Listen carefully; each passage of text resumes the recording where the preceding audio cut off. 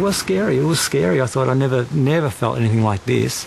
And in a way, I was very glad that I was by myself, because I would have been concerned for anyone else that was here. If my wife and kids were here, I never wanted them to see something like this. Alone in the path of a firestorm. Shit. Last Saturday, Jim Baruta stood on the veranda of his home at St Andrews, northeast of Melbourne, and watched a fire at Kinglake West in the distant hills build and race towards him. It started over there on that ridge. I could see it coming over and started climbing along there. It jumped over to the left here, and then it just crept up here, got a hold of that house there next door.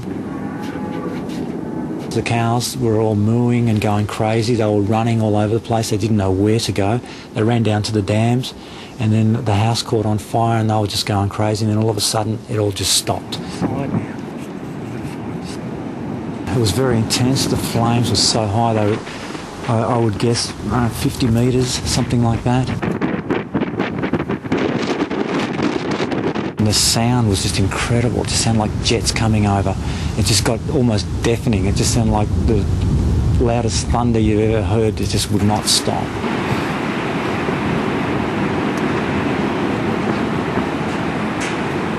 And then when it hit here, the fire was so intense, I just stepped behind here, behind the pillar, like that, and let everything rush past me.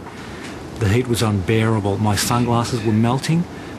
He estimates the fire travelled 10 kilometres in 10 minutes. That house had caught on fire, 10 seconds to the house, and that's like half a kilometre in 10 seconds. As his front yard ignited, he knew it was time to go. And I could feel it in my throat that I could not breathe properly, and I thought, okay, I've just got to walk back to the bunker. Incredibly, he walked calmly to the concrete and steel fire bunker about the size of a shipping container he built into earth behind the house, and sat out the fire front in a 3 metre by 2 metre storeroom at the back. When it was full on, you couldn't even go out there. There's no chance you could go out there. There was fires outside the door, and there's nothing here to burn. There's a little hole over in the corner here where I have an extension cord coming into, and the flames were coming through there like someone was standing there with an oxy torch trying to push it through. The fire was just looking for the oxygen. Well, here was like pitch black, and I was standing at the door and just looking out through the crack in the door, and then I'd shut it for a while, and then I'd listen, and then I'd open it again, and I'd think, okay, now I can go. Once the front passed, Jim Baruta ventured out to extinguish spot fires around the house, returning to the bunker when the flames became too intense. And the fires would just reignite and reignite and reignite, the same fires all over again. And I had about 20 going at the same time.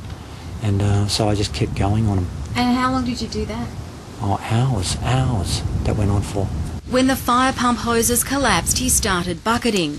I carried thousands of buckets of water non-stop and just kept going over and over and over until it was out.